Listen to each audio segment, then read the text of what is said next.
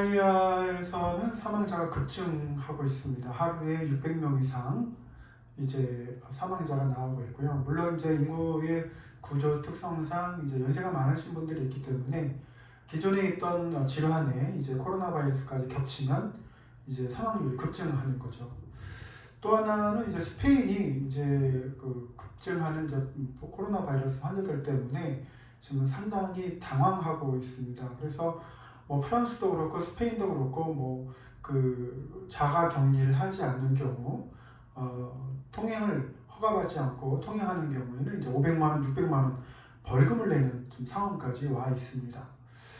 또 하나는 이제 스페인의 경우인데요. 스페인의 경우는 이제 한 요양원에서 의료진들이 환자들의 금품을 이제 다 뺏어서 달아난 사건이 생겼습니다. 그래서 이 스페인에서 이러한 일들이 일어나는 것이 우연인가? 사실은 우연이 아니고 그 사람들이 이제 그 금품을 계획적으로 다 걷어서 분배를 해서 떠났다라는 거죠. 그러니까 한 요양원을 아예 버리고 이제 도망간 이제 사례가 있습니다. 그래서 오랫동안 방치되어 있다가 이제 식료품을 이제 배달하는 직원이 와서 봤더니 이제 생지옥인 거죠. 왜냐하면 어르신들이 막 돌아가셔가지고 시체가 이제 바닥에 또 뒹군다거나 또는 뭐 침상에서 돌아가셨다거나 아니면 이제 배설물들을 이제 관리를 못했기 때문에 상당히 이제 지옥 같은 상황이 벌어졌다라는 겁니다. 이렇게 코로나 바이러스로 인해서 지금 유럽이 상당한 이제 이런 어려움을 겪고 있고 무엇보다 독일 같은 경우는 이제 그래도 이제 의료 선진국이라고 생각했지만 너무 좀 늦은 대처로 인해 너무나 빨리 확산됐고 많이 확산돼서 지금 이것을 어떻게 해야 될지에 대해서 상당한 고민을 하고 있는 걸로 알려져 있습니다.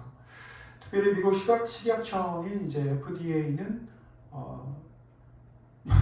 재밌는 것이 한국의 그 진단 키트를 만드는 회사에 선제적인 승인을 해주는 거예요. 그러니까 FDA 승인을 요청하지도 않았는데 자기들이 먼저 승인해주고 빨리 수출을 하라고 그렇게 이제 묻지 못할 광경도 이제 벌어지고 있습니다. 또 얼마 전에는 트럼프 대통령이 문재인 대통령에게 전화를 걸어서 도와달라 그래서 최대한 돕겠다라고 이렇게 이야기하고 있습니다. 최근에 보니까 이제 유럽과 미국에서 한국으로 돌아오려는 이제 교민들이 상당히 많은데요. 한 예를 들면 그렇게 돌아오는 그 가격이 좀 만만치 않은 것 같습니다. 예를 들면 워싱턴에서 한국으로 편도로 오는데 약 한 10,000불 정도, 우리 돈으로 한 1,200만 원 정도의 이제 가격을 내야 올 수 있는 그런 상황까지 이제 벌어진 것으로 보입니다. 상황이 이렇다 보니까 굉장히 어렵고 또 해외에서는 한국으로 돌아오려는 움직임도 많고 돌아오지 못하는 이제 교포분들, 그들 거기에 국적을 가지신 분들 또는 뭐 거기에 사는 사람들도 이제 이 코로나 바이러스에 대해서 한국보다 늦게 이제 대응을 하다 보니까 좀 더 결과가 안 좋은 걸로 나와 있습니다. 그래서 미국 뉴욕타임즈는 이제 약 미국의 2억 명이 감염될 수 있는 가능성, 그 중에 170만 명이 사망할 수 있는 가능성까지 지금 내놨습니다. 이러한 상황에서 지금 한국에 계신 가장 부모님들 중에서도 어머님들 굉장히 지금 대학이라든지 학교 가는 문제, 유치원, 어린이집 이런 문제들 때문에 굉장히 고민이 많으실 텐데요. 이럴 때 이제 한 어머니가 인터넷에 이렇게 이제 글을 써놨습니다. 규칙들을 정해놨는데 첫 번째가 이제 주는 대로 먹을 것, 두 번째가 TV를 끄라고 하면 당장 끌 것, 그리고 세 번째가 사용하는 거 무조건 제자리에 놓을 것, 그리고 나서 만약에 이러한 것들을 듣지 않으면 코에서 피가 나온다 이렇게 해가지고 피가 코로나 이렇게 해가지고 이제 그런 재밌는 글을 올려놨는데요. 어머니들께서는 사실은 이제 익숙치 않은 상황입니다. 어떤 분들이 익숙치 않은 상황이냐면 이제 학교에 보내고 돌아오기까지 이제 집안에서 이제 시간을 보내시든지 또는 취미라든지 또는 다른 직장 생활 하시다든지 이런 분들은 이제 굉장히 어려운 상황이에요. 왜냐하면 아이들과 함께 하는 것 자체가 지금은 굉장히 좀 힘든 시기일 수 있습니다. 특별히 아이를 하나 데리고 계신 분이 가장 힘들 겁니다. 왜냐하면 그 아이가 학교를 가거나 어린이집을 가거나 유치원을 가면은 이제 어느 부분에 좀 자유로운 부분이 있는데, 아이가 한 명인 가정에서는 그 아이와 항상 함께 있어야 되고 놀아줘야 되고 요구를 다 들어줘야 되는 거예요. 2명 있는데도 좀 힘듭니다. 2명 있는 데는 이제 서로 같이 있기 때문에 어느 순간 좀 놀다가 서로 성향이 달라서 싸우거나 또는 뭐 이렇게 막 어지럽거나 이러면 이제 정신이 없죠. 그럼 3명 있는 가정은 어머니가 조금은 이제는 통달을 하셔서 괜찮으실 수도 있어요. 그래서 아이들 3명이 놀다가 자기 놀고 먹을 거 주고, 이제 아까 말했던 것처럼 사용한 거 제자리에 갖다 두고, 이것만 규칙을 좀 잘 정해주면 아이들이 적응해서 이렇게 할 수 있어요. 아이가 내시는 집은 조금 더 수월할 수도 있어요. 왜냐면 짝짝이 놀 수도 있고, 뭐 성 비율이 맞는다면 더 환상적이겠고, 하지만 아이들이 이제 어느 정도 서열이 있고 규칙을 이제 인정을 하기 때문에 그 규칙대로 이제 따라가면은 어머니가 조금 편하실 수도 있습니다. 그러나 역시 그 육아 스트레스는 계속해서 쌓이는 거예요. 계속해서 쌓이는 거예요. 그러면 아버지는 어떻게 해야 되냐? 결국에는 이제 직장 가야 되기 때문에 돌아오면 그 육아 스트레스로 쌓여진 아내에게 상당한 보상을 좀 해드려야 됩니다. 어떤 보상을 해드려야 되냐면 일단은 작은 말로 행복하게 해주는 거죠. 뭐 오늘 참 수고했다. 당신 때문에 아이들 참 건강하게 잘 자란다. 학교 안 가도 당신 때문에 이렇게 배울 수 있어서 참 좋다. 이렇게 작은 칭찬, 또 봄이 되니까 무슨 꽃을 선물할 수도 있고, 제일 좋은 건 뭐 초콜릿이 제일 좋을 수도 있습니다. 왜냐하면 이 스트레스를 푸는데 이 초콜릿이 상당히 좀 도움이 되기 때문에 그렇죠. 그러나 성경 말씀에는 뭐라고 써있냐면 사람이 떡으로만 살 것이 아니요 하나님 말씀으로 살 것이다, 이렇게 되어 있습니다. 그러다 보니까 우리가 하나님 말씀과 함께 동행하는 것도 중요하고 예수님과 동행하는 것도 참 중요합니다. 특별히 코로나 바이러스가 지금 창궐 하고 계속 한국에서도 좋은 시기지만, 물론 이제 해외에서 들어오는 분들 때문에 확진자가 조금씩 늘어나긴 하지만, 그래도 이제 좀 다른 나라에 비해서는 선제적으로 잘 방어를 해서 좋은 결과를 좀 얻고 있는데요. 그럴 때 우리가 이 고난 주간에 극복할 수 있는 한 가지 좋은 방법은, 누군가 내 마음을 알아주고 누군가 내 심정을 좀 알아주고 내 상황을 알아주면 참 좋겠죠. 그래서 내가 얼마나 힘들고 지치고 아이들과 막 투닥거리 하면서 얼마나 내가 어려운지에 대해서 누군가 알아줬으면 좋을 텐데, 그 누군가 중에서 남편이면 참 좋고, 또 같이 이제 육아를 하시는 주위의 이웃들과 함께 해도 좋고. 그래서 사실은 이제 이런 말씀 들어봤는지 모르겠습니다. SBS는 뭐냐면, 지금은 제가 초반에 말씀드렸던 것은 어느 정도 이제 아이들이 컸을 경우, 이제 학교 갈 경우, 그런데 이런 상황에서 밖에도 못 나가고 쇼핑도 잘 못하고 뭐 이런 상황에서 지금 막 아기 난 지 얼마 안 됐은 우리 어머니들, 아버지들, 이럴 때는 SBS가 있습니다. 그래서 SBS는 뭐냐면 Shake Baby 신드롬입니다. Shake Baby 신드롬은 뭐냐면 아기를 흔드는 증후군이 생기는 거예요. 아기를 흔드는 증후군.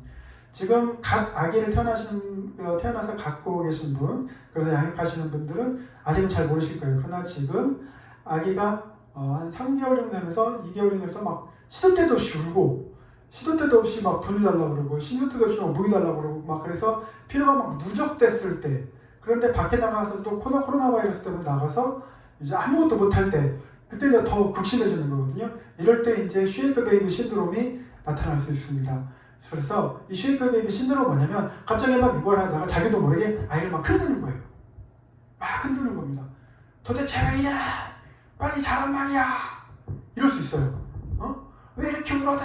특별히 이제 아버지가 직장 생활 하시는데 일찍 출근하고 막 늦게 퇴근했는데 잠을 좀 자려고 하는데 막 아이가 막 시도 때도 없이 울어서 너무나도 극도로 그 스트레스를 받아가지고 예를 들어서 한 달 동안 뭐 2~3시간만 못 잤다 이러면 이제 막 극심해지는 거거든요. 어머니 또한 막 우울증이 올려고 그러고 막 이럴 때거든요. 이럴 때 갑자기 쉐이크 베이비 신드롬이 나타날 수 있습니다.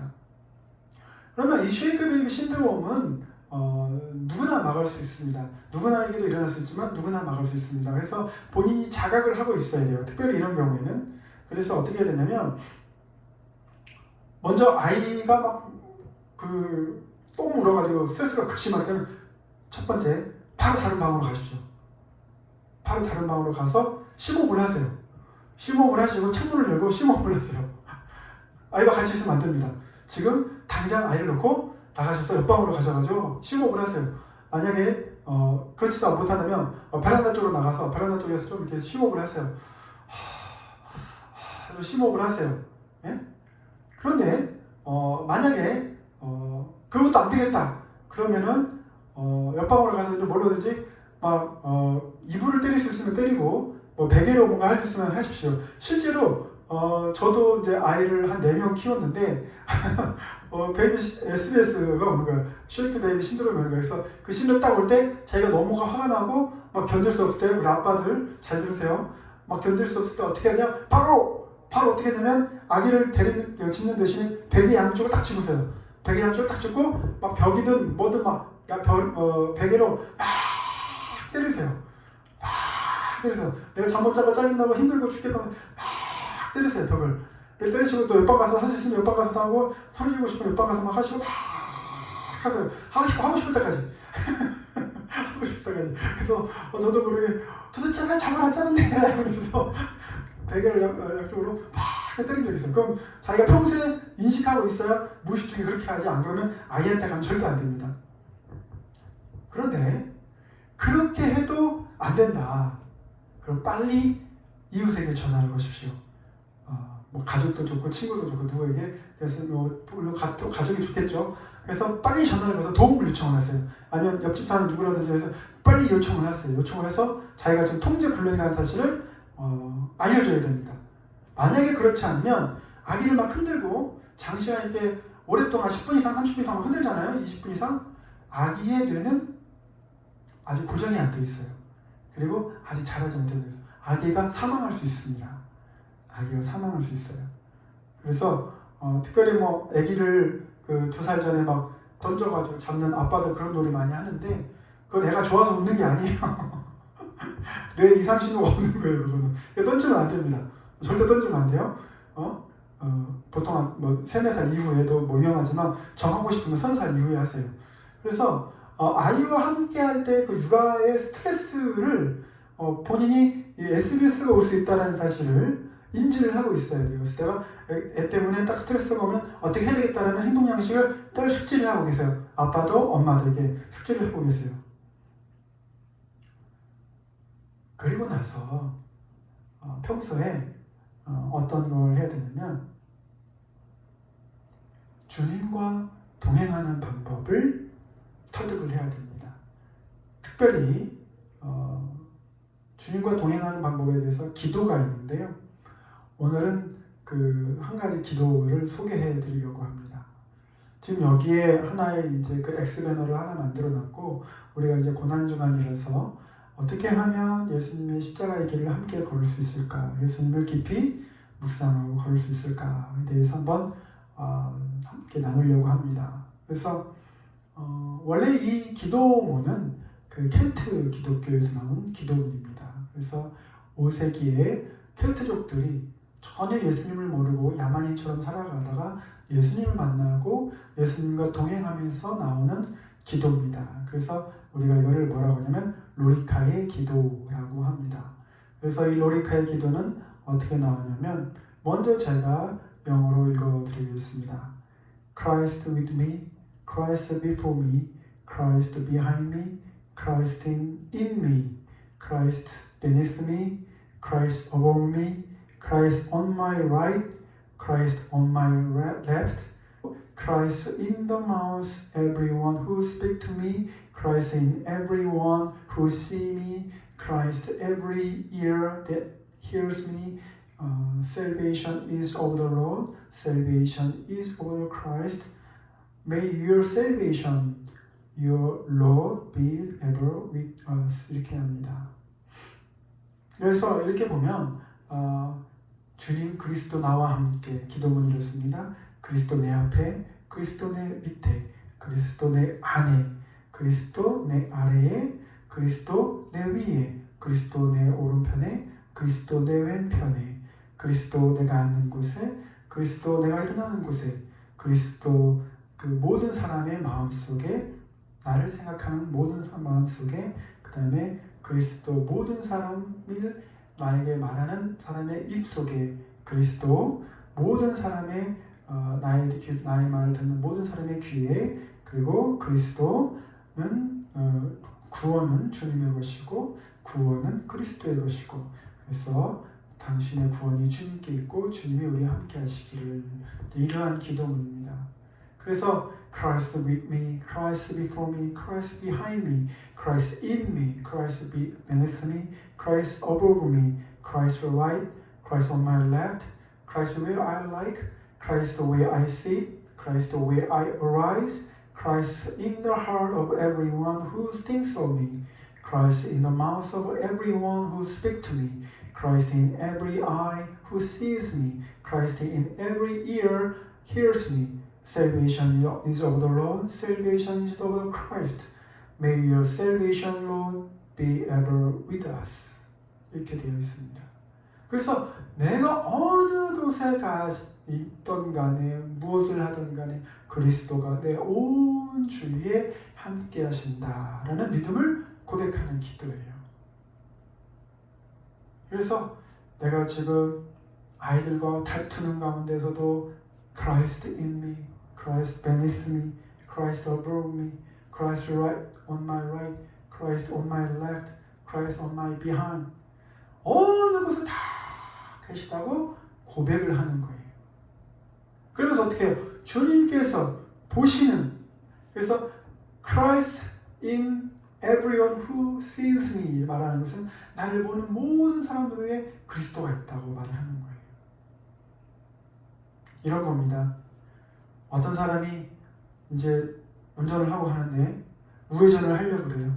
우회전을 하려고 그러는데 어떤 차가 서 있어요. 비상깜빡이 깜빡 켜고. 거기는 주차를 하면 안 돼요. 그래서 화가 났어요. 이쪽으로 막 차가 가고 자기는 우회전했는데 우회전하는 길을 막았어요. 그래서 깜빡하고 있어요. 보니까 사람이 없어요. 근데 저쪽에서 어떤 여자분이 막 뛰어와요. 그래서 막 크락션을 팍 누르고 싶은데 Christ in him or Christ in her who I see, 내가 보는 그 사람 안에, 그 여자 안에 그리스도가 있다라고 보면 어떻게 해요? 예수님이 다 보고 계시는데 어떻게 해요? 빡 누를 수 있었어요. 화를 낼 수 있어요? 없어요? 그냥 기다리는 겁니다. 바쁜 사정이 있겠지, 뭔가 있겠지 이러는 겁니다. 지금이 사실은 코로나 바이러스 때문에 위기기도 하고 어렵기도 하고 힘들기도 합니다. 특별히 자녀 때문에 그럴 수도 있는데 사실은 지금이 기회예요. 무슨 기회냐? 정말 자녀와 함께 그리스도와 함께 동행할 수 있는 기회예요. 어디도 못 가고 꼼짝없이 자녀들하고 있어야 되잖아요. 2015년에 서울시 공무원들에게 물었었습니다. 당신은 500명에게 물었는데요. 당신은 자녀와 하루에 몇 시간을 함께 하십니까? 그랬더니 거기에서 한 30%가 1시간 한다고 그랬어요. 그러면 당신은 자녀와 함께 30분이라도 같이 하십니까? 그러니까 어떻게 퍼센테이지가 더 올라갔어요. 이거 무슨 말이에요? 점점점 아이들과 시간을 보내는 것이 어렵다라는 거예요. 아빠는 회사 가고 아이는 학교 갔다가 학원 가서 초등학교 2학년 3학년이라고 하도록 밤 8시에 들어와야 돼요. 그리고 어떻게 해요? 엄마는 그 집안 생활하다가 취미생활하다가 뭘 하더라도 자녀와 아빠가 함께 저녁 식사할 수 있는 확률은 점점 줄어들어요.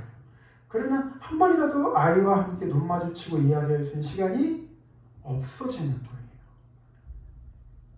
그러니까 아이가 엄마 아빠하고 속을 마주 내놓고 이야기할 수 있는 시간이 별로 없는 거예요. 예수님께서는요, 마가복음 3장 14절에 보시면 뭐라고 말하냐면 함께 있게 하시고 라는 말이 나옵니다. 이게 무슨 말이냐면 헬라어에 보면 옷이라는 뜻인데 함께 있게 허락하시고입니다. 사실은 우리가 예수님 곁에 같이 붙을 수 있는 것은 사실 기적적인 일이죠. 12제자들이. 왜냐하면 구약에서 보면 지성소에 들어갔다가 죄가 있으면 대제사장도 죽고, 그래서 그 시체를 꺼내기 위해서는 밧줄을 방울목에 묶고 끌어내는 그런 일을 했었었고요. 성계에 그 말씀 언약이 담긴 그 언약궤를 잘못 건드렸다가 목사님이 죽고 뭐 이런 겁니다. 그러니까 하나님의 거룩함 앞에 함부로 죄인이 다가설 수가 없는 거죠. 그리고 모세도 하나님의 얼굴을 보면 안 되니까 눈을 감아내었고요. 이사야 선지자도 하나님의 임재 가운데 너무나도 그 경외감이 두려워서 내가 이제 죽었구나 이렇게 고백할 정도입니다. 근데 예수님을 봄에도 불구하고 제자들은 죽지 않았어요. 이스라엘은 죽지 않았습니다. 그러면서 예수님께서 3년 동안 제자들과 함께 하시면서 기도하시는 것이 무엇이냐면 요한복음 17장 21절로 23절 말씀을 보면 예수님께서 내가 아버지와 하나인 것 같이 저들도 12제자들도 아버지와 하나가 되게 없어서 그 말이에요. 그러니까 하나가 되는 거예요. 닮으라는 얘기예요. 모방하라는 얘기예요. 예수님이 이렇게 시연을 해주면 제자들이 그것을 따라하는 거예요. 어떻게 하면 하나님과 동행할 수 있는지에 대해서 따라하는 것을 보여주는 겁니다. 자기 심리학자인 그 셀프 사이콜로지스트인 이제 하인츠 코웃이 있습니다. 이 하인츠 코웃은 어떻게 아이들이 자기 그 자아를 형성해서 성장해 나가는 것을 이제 연구한 사람인데요. 이거를 이제 넷과 뉴그레이라는 이제 두 명의 목회 상담학자가 이 하인츠 코웃의 이제 자기 심리학을 이용해서 예수님과 하나님이 어떻게 함께하면서 예수님이 하나님의 아들이라는 것을 강하게 확신시켜주고 함께 아버지와 아들이 동행했는가를 이제 분석을 했습니다. 예를 들면은요, 제가 한 청년한테 전화를 걸었어요. 청년한테 전화를 걸었는데 청년이 교회에 나오지 않아요. 그래서 왜 나오지 않습니까? 그랬더니 여자친구 때문에 그래요. 군대 가서 그래요. 알바해야 돼요. 뭐 이러면 이해를 하겠는데 뭐라고 했냐면 저는 엄마 때문에 나가기 싫어요. 그러는 거예요. 근데 그 권사님은 굉장히 신앙이 좋으세요. 무슨 말이냐면 한 번도 새벽 예배를 빠진 적이 없습니다. 그리고 한 번도 새벽 예배 늦게 나온 적 없으세요. 제일 먼저 나오시고 제일 늦게 가세요. 그러니까 기도실에 와서 제일 먼저 불을 켜고 제일 나중에 불을 끄고 가시는 분이세요. 그런데 그런 어머니를 둔 아들이 어머니 때문에 교회를 안 가겠다? 이 말을 하는 거예요. 그래서 왜 그러니? 이렇게 물었더니 그 청년이 대답하기를 어머니는 교회에서와 집에서가 달라요. 이렇게 얘기하는 거예요. 예수님께서는 하나님을 향해서 기도하고 그래서 뭐 나사로를 살릴 때라든지 오병이어를 뭐 기도한다든지 기적을 볼 때 항상 기도하시고 아버지 허락하심과 동행하신 걸 통해서 항상 사역을 하셨어요. 근데 가장 중요한 건 이제 신앙생활이 교회하고 가정에서 직장에서 동일해야 되는데 무엇보다도 자녀들이 지켜보는 가운데도 신앙생활이 좋아야 되는데 모범이 돼야 되는데 그렇지 않다고 얘기한 거예요. 여기에 핵심이 있습니다. 신앙생활이 우리가 교회에서 쇼하는 게 아니거든요. 뭔가 이렇게 보여주는 게 아니거든요. 한 번은 어느 성도님이 같이 전도하러 나가자고 해서 전도지를 가지고 나가서 전도를 나가게 됐는데 이분이 이제 회심도 하셨고 전도하고 싶은 마음도 있으셔서 나오셨는데 어떻게 해요? 동네 사람들이 보면 어떡하지? 이렇게 생각하시는 거예요. 왜냐하면 본인의 과거의 삶을 기억하고 있는 동네 사람들이 있는데 자기가 전도지를 들고 다니면서 교회 다니라고 말하면 동네 사람들이 비웃을 거라는 얘기죠. 그래서 제가 뭐라고 격려해드렸냐면 집사님 저는 이렇게 전도를 하면 하나님이 자녀들을 축복해 주실 것 같아요. 저 그거 믿고 전도합니다. 이렇게 했더니 집사님 그냥 본인도 고개를 숙이시면서 저도 사실은 그래요. 그래서 전도를 나가셨어요. 그러니까 어머니가 교회에서 아멘도 잘하고 새벽 예배도 잘하고 봉사도 잘하고 하는데 집에 가서는 전혀 다르면 자녀들을 전도하는 어려운 거예요. 제자 삼기는 어려운 거예요. 그런데 지금 우리가 원했든 원치 않든 간에 코로나 바이러스 때문에 집에 갇혀 있거든요. 자녀하고 갇혀 있거든요. 이 시간이 기회입니다. 이 시간이 기회예요. 왜 기회냐면 하이츠코웃은 아이가 자랄 때 보통 이제 영세에서 6개월 사이에 이제 거울화가 일어난다고 합니다. 그래서 보통 3세까지도 이어지는데 이제 이 아이가 어떻게 하냐면 따라하는 거예요. 따라 거울화. 그러니까 마치 나를 보면서 자기를 보는 것처럼 따라하는 거예요. 어머니가 립스틱 바르면 자기도 립스틱 바르고 싶고, 어머니가 삐딱구도 신으면 자기도 삐딱구도 신고. 그래서 어떤 아이는 TV를 잘 보여줘야 되는 게, 제가 아는 아이는 어떤 좀 오래된 얘기지만 30년도 더 된 얘기입니다. 근데 그 아이가 어떻게 했냐면 어느 날 그 슈퍼맨을 보고 있었어요. 거울화 시기 때 슈퍼맨을 딱 보고 있더니 슈퍼맨이 빨간 보자기하고 막 날아다니잖아요. 그러니까 자기가 갑자기 어디 가더니 집안에서 빨간 보자기를 가져왔어요. 그리고 어떻게 했어요? 베란다에서 뛰어내렸어요. 근데 놀랍게도 아이가 팔 하나만 부러졌어요. 3층이었는데 그렇게 수풀에 걸려가지고 많이 다치지는 않았습니다. 이게 무서운 거예요, 아이들. 이거 혼자 두면 안 됩니다. TV 볼 때도 그렇고 집에 절대 뭘 하더라도 혼자 두면 안 됩니다. 그런데 중요한 거는 아빠가 하는 거, 엄마가 하는 거 그대로 따라하고 싶어 하는 거예요. 그러면 무슨 말이에요? 좀 더 좋게 생각하면 어머니가 성경 읽을 때, 어머니가 기도할 때, 아빠가 예배 인도할 때 아이가 어떻게 해요? 따라해보고 싶은 거예요. 기도도 따라해보고 싶은 거예요. 성경도 읽어보고 싶은 거예요. 무슨 말인지 모르지만 따라하고 싶은 거예요. 그 다음에 두 번째 뭐가 중요하냐면 이상화가 일어납니다. 그래서 만약에 이 기간에 아이가 약 3세, 4세 그 사이에서 아이가 엄마와 함께 있지 않고 또는 아빠와 함께 있지 않고 부모님과 함께 있지 않고 어딘가 이렇게 가야 있다. 그러면 아이에게 어떤 일이 일어나냐면 굉장히 무력감을 느낍니다. 실패감을 느껴요. 왜냐하면 자기가 정말 인정받고 자기가 정말 완전하다고 생각했는데 그렇게 인정해줄 사람이 없는 거예요. 아빠 나 이거 잘하는데 참 아빠 이거 잘했지? 이렇게 물어보면 아빠는 이상한 그림을 그렸어도 동글동글 두세 살짜리 애들은 동글동글 그림만 그리거든요. 그게 정상이에요. 그러면 어떻게 해요? 야씨 동글만 그리고 잘 그렸다고 그러냐. 절대 이러면 안 돼요. 절대 이러면 안 되시고 어떻게 해요? 잘 그렸네. 어휴 우리 딸내미 우리 아들내미는 정말 잘 그렸어. 뭐 이상한 거 만들었어도 정말 잘했다. 너 진짜 내 아들이고 딸이구나. 너 진짜 신기하다. 와 진짜 잘했다 이렇게 해야지. 야 네가 해서 그래 뭐한다 이렇게 피난주면 절대 안 됩니다. 그러면서 아이와 함께하면서 아이는 뭐예요? 계속해서 인정받고 싶어하는 거예요. 인정해줘야 됩니다. 인정해줘야 돼요. 인정해줘야 돼요. 그래서 아이가 건강한 자아를 가질 수 있도록 해야 됩니다.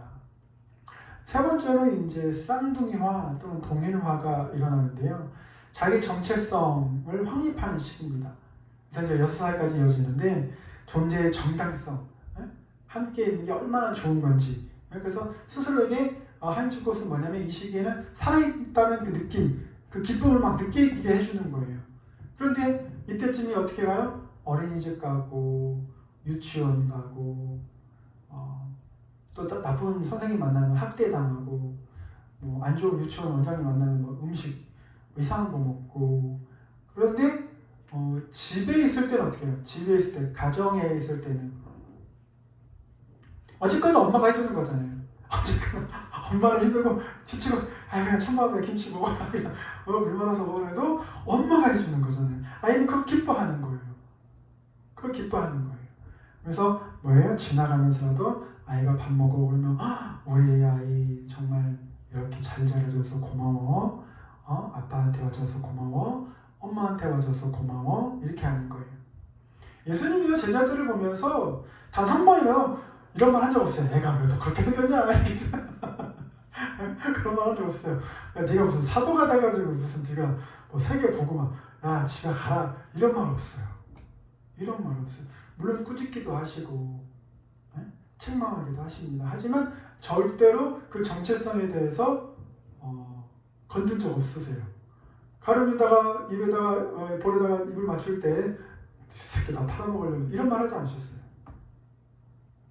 간접적으로 돌려서 얘기하십니다.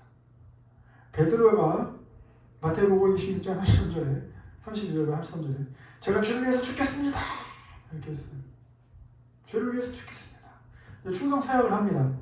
그래서 자기가 예수님의 왕 되시면 국무총리 하려고 충성 사역을 합니다. 그런데 예수님께서 참기름을 확 뿌렸어요. 찬물을 확 뿌렸어요. 뭐라고 뿌렸냐면 닭이 3번 울기 전에, 닭이 2번 울기 전에 너가 나를 3번 부인하리라. 이렇게 말씀하세요.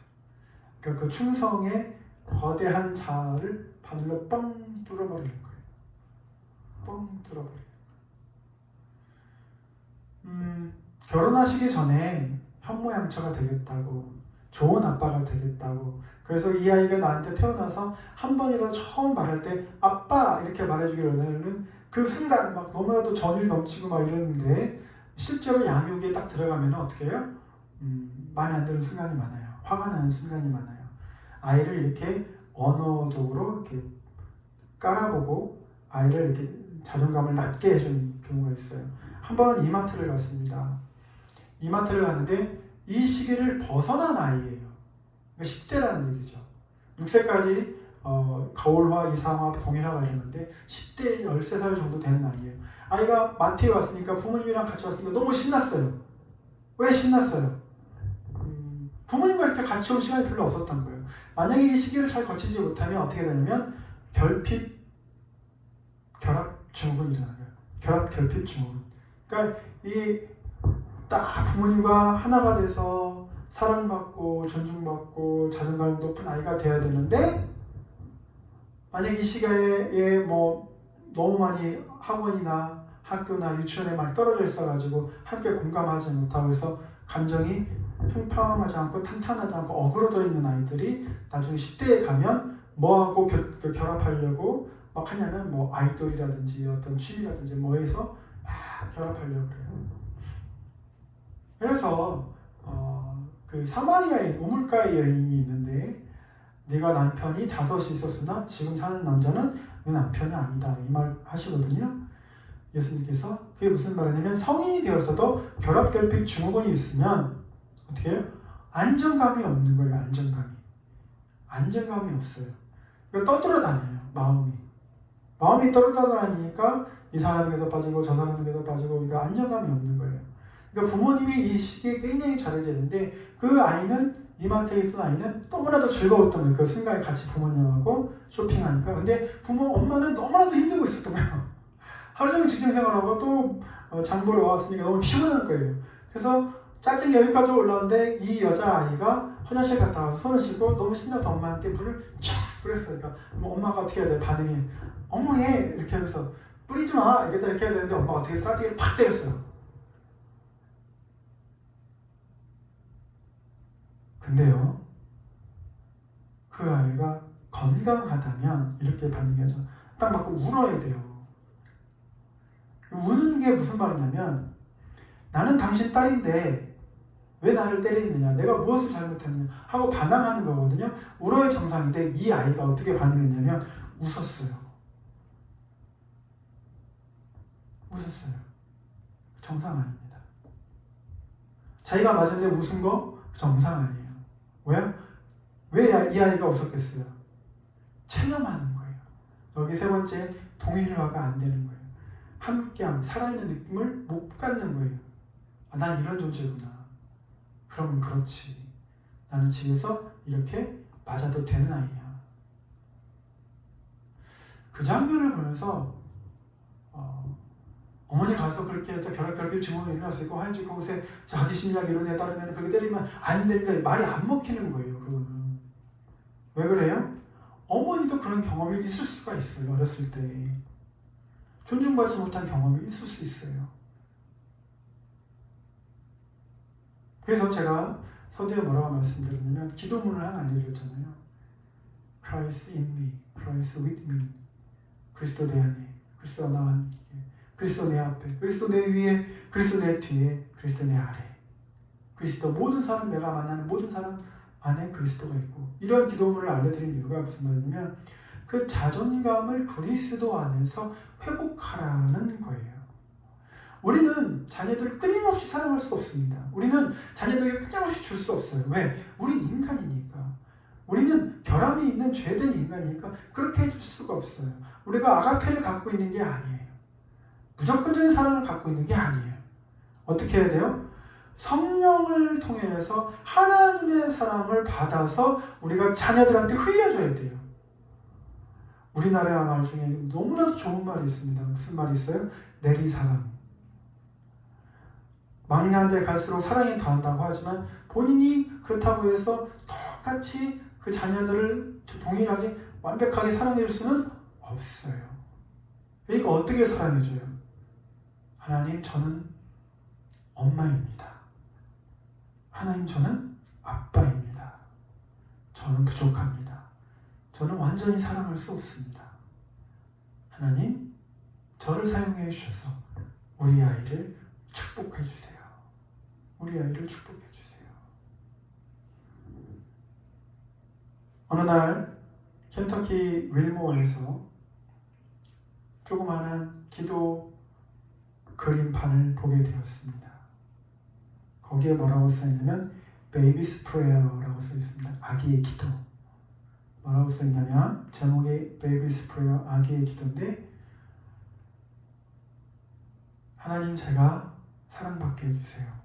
이 가정 안에서 사랑받게 해주세요. 저는 연약합니다. 우리 엄마 아빠로부터 사랑받게 해주세요. 그 기도예요. 아이는 여러분의 감정풀이 대상으로 여러분 품에 온 게 아닙니다. 아기는, 또 우리 자녀들은 여러분의 소원 성취를 위해서 온 게 아닙니다. 여러분이 지금 키우고 있는 자녀, 아기, 손님입니다. 하나님이 맡겨주신 손님이에요. 하나님의 사람이에요. 그래서 우리 그리스도인들은 책임이 있어요. 우리 믿지 않는 분들도 책임이 있어요. 어떤 책임이냐? 그 아기를 정성껏 잘 기르는 거예요. 줄 수 있는 건 오직 사랑밖에 없어요. 아기에게 성적이나, 그래서 다른 사람들의 평판이나 다른 사람들의 평가를 또는 시각을 의식해서 아이를 괴롭히라고 하나님이 여러분에게 보내주는 것이 아닙니다. 그게 아니에요. 지금 사회적으로 이슈가 되고 있는 N번방 사건이 있는데요. 그 아이들이 한 사례를 보면 집안이 어려워서라는 전제가 깔려 있습니다. 아이가 재정이 없고 돈이 궁핍해서 유혹에 넘어갈 수 있는 상황들이 굉장히 많은데요. 사실은 극단적으로 얘기를 하면 이렇습니다. 만약에 부모님이 돈이 없더라도 그 아이들에게 축복을 계속 해주고, 너는 사랑받기 위해서 태어난 아이고, 너는 세상에 둘도 없는 아이고, 하나님 너희가 나에게 보내주신 귀한 손님이고, 나에게 책임이 있다. 그래서 우리가 지금 어렵고 힘들지만 우리는 너를 꼭 사랑하고 너를 지켜낼 것이다. 자기의 자존감이 높은, 부모님에게 인정받는 아이들은 좌로나 우로나 치우치지 않습니다. 결코 치우치지 않습니다. 아무리 경제적인 상황이 어려워도 부모님이 아이를 향한 사랑이 변치 않고 있다는 것을 알려준다면 좌로나 우로나 치우치지 않습니다.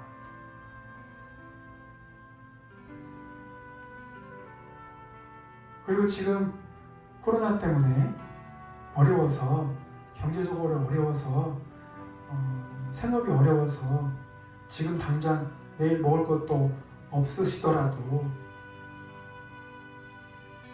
자녀를 먼저 생각해 주세요. 자녀를 먼저 생각해 주시고, 아빠 엄마에게 자녀의 목숨을 뺏어갈 권리는 없습니다. 결코 없습니다. 결코 없고, 제가 말씀드린 것처럼 혹시 그런 극단적인 생각을 하시는 분이 있다면 Christ in me, Christ in me, Christ over me, Christ 인품은 그리스도가 내 안에 있고 그리스도가 나와 함께 있고 그리스도가 그리스도 내 안에 있고 내 옆에 계시고 뒤에 계시고 믿는 분이든 안 믿는 분이든 정말 그럴 생각에 있으신 분이 있다면 예수 그리스도를 외치시길 바랍니다. 이렇게 한번 기도해보세요. 예수님, 내가 예수님을 잘 모르지만 시켜서 해봅니다. 도와주세요. 내가 한 번도 교회를 간 적이 없고 내가 신이 살아계시다는 것을 믿지 않았지만 기왕 이렇게 된 거 믿지는 거 본전입니까? 도와주세요. 내가 딱 3일 드리겠습니다. 3일 참으실 수 있잖아요? 3일은 참을 수 있잖아요? 3일 드리겠습니다. 저를 도와주십시오. 우리 가정을 도와주십시오. 우리 가정을 지켜주십시오. 내 딸, 내 아들 지켜주십시오. 그리고 저에게 용기를 주십시오. 이 지옥 같은 상황에서 버틸 수 있는 힘을 주십시오. 당신이 살아계시다면 나에게 그런 힘을 주십시오. 내가 이것을 극복한다면 이 기간이 지나고 나서 꼭 당신에게 가겠습니다. 내가 이 기간을 극복할 수 있는 시간을, 그런 용기를, 상황을, 재정을 허락해 주십시오. 아이들은 하나님 앞에서 큰 권리가 있습니다. 그리고 우리 부모들은 아이들을 그렇게 하나님 앞에서 키울 의무가 있습니다. 당신이 예수님을 믿든 안 믿든, 교회를 가든 안 가든. 왜요? 그건 믿고 안 믿고는 당신의 선택이지만 자녀를 키우고 책임지는 것은 의무입니다. 그걸 다 떨쳐버리고 당신이 도망갈 권리는 없습니다. 당신이 도망갈 권리는 없습니다. 인도의 어떤 아이가 아스팔트 위에 커다란 그림을 그렸습니다. 그리고 그 아이는 그 그림 속에서 웅크려 누웠습니다. 바로 엄마의 그림입니다. 자녀들은 당신한테 아무것도 바라지 않아요. 그냥 함께 있어주는 거. 지금 앞에서 말했던 것처럼 주는 대로 먹고 TV 끄라고 당장 끄고 모든 걸 제자에 사용한 거 제자에 갖다 주고, 네? 안 그러면 피가 코로나 이러면서 농담인 것 같고 지금 막 그것 때문에 지지고 먹고 힘든 것 같지만 지금 가장 행복한 시간이에요. 가장 즐거운 시간이에요. 아이들은 그 순간을 기억할 겁니다. 왜냐하면 함께 한다는 그 자체가 얼마나 큰 의미가 있는지를 우리가 알 수 있기 때문에 그렇습니다. 예수님께서는 제자들과 함께 한다는 거 의미 없을 수 있어요. 왜냐하면 다 도망가고 한 놈은 배신하고 다 오기 전에 3번 부인하고 아주 그냥 시나리오대로 예언대로 다 했어요. 그런데 예수님께서 어떻게 하셨어요? 부활하셨어요. 우리가 자녀들에게 그러한 시간과 노력과 애정과 에너지를 다 쏟아붓고 그리고 나서 어떻게 해요? 우리 부모들이 죽었을 때, 부모가 죽었을 때 그들은 분명 어렵고 힘들고 지칠 텐데 어떻게 알까? 그 아이들은 뭘 기억할까요? 우리 엄마 아빠는 정말 힘들고 지칠 때 기도하더라. 내가 보니까 기도하더라. 그래서 어떻게? 그 자녀에게 또 그 자녀가 또 자녀에게 대대손대로 어떻게 해요? 하나님을 알고 기도하는 법을 알고 예수님과 동행하는 방법을 알고 Christ in me, Christ with me, Christ over me, Christ beneath me 이러면서 기도할 줄 아는 예수님과 동행할 줄 아는 그런 자손들이 되는 거예요. 누구 때문에? 바로 어머니 아버지 기도 때문에. 목사님 때문이 아니라 집에서 그렇게 해주는 부모님 때문에. 지금 정말 좋은 기회 안수해주세요. 아빠가 축복해주세요. 하나님으로부터 귀한 자녀 주셔서 감사합니다. 엄마가 기도했어요. 하나님 그렇게 좋은 자녀 주셔서 감사합니다. 그렇게 해주세요. 지금 키웁니다. 그래서 그 아이가 어렵고 힘든 친구를 만났을 때 축복해주고 기도해준다고 생각해봤어요. 얼마나 놀랍습니까? 얼마나 기쁩니까? 스페인 사람들은 그 노인 애들을 놓고 기도하고 치유해달라고 하나님께 구하지 않고 어떻게 했어요? 그 품을 다 긁어 모아서 자기들끼리 나눠가지고 도망가 버렸어요. 그거 누구한테 배웠겠어요? 그런 삶의 방식. 이탈리아 청년들은 자기들은 면역력이 강하니까 코로나 바이러스에 상관없다고 늙은이들이나 죽는 거지 하면서 자기들은 클럽에서 모여서 술 먹고 술 마시고 놀고 해변에서 막 놀고 다른 사람들은 케어하지 않는 거예요. 그거 누구한테 배웠겠어요?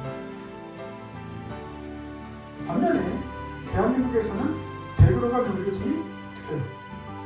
그 어렵고 힘들면서도 어떻게 해요? 우리한테 엄지척을 해주는 거예요. 엄지척. 그거 누구한테 배웠겠어요? 부모님한테 배운 거죠. 지금 아이와 함께 있는 거 너무나도 귀하죠. 꼭 이 귀한 시간을 예수님이 제자들과 함께한 것처럼, 그래서 예수님이 간절히 기도하십니다. 요한복음 17장 21절 23절 말씀에 아버지가 나와 하나 된 것 같이다. 우리 저 제자들도 아버지와 하나 되게 하여 주옵소서. 그래서 어떻게 합니까? 제자들이 나중에 어떤 고난이 오고 힘들어도 예수 그리스도를 부인하지 않습니다. 순교를 당해도 예수 그리스도를 부인하지 않습니다. 그리고 신앙의 전통이 어떻게 해요? 전 세계로 2000년 동안 퍼져가고 있는 거예요. 지금 가장 중요한 거는 준대로 먹고 TV 끄라면 끄고, 그것도 중요합니다. 그것도 중요한데 더 중요한 건 뭐예요? 하나님, 우리 이 아이가 하나님께 귀하게 쓰임받게 해주옵소서. 하나님, 우리 가정이 지금 어렵고 힘들지만 우리 가정이 하나님께 쓰임받게 해주옵소서. 이 아이가 하나님께 쓰임받아서 정말 죽어가는 영혼 살리는 그런 사람 되게 달라고 기도하시는 우리 세종시민 대한민국 국민 여러분 되시기를 간절히 축원합니다.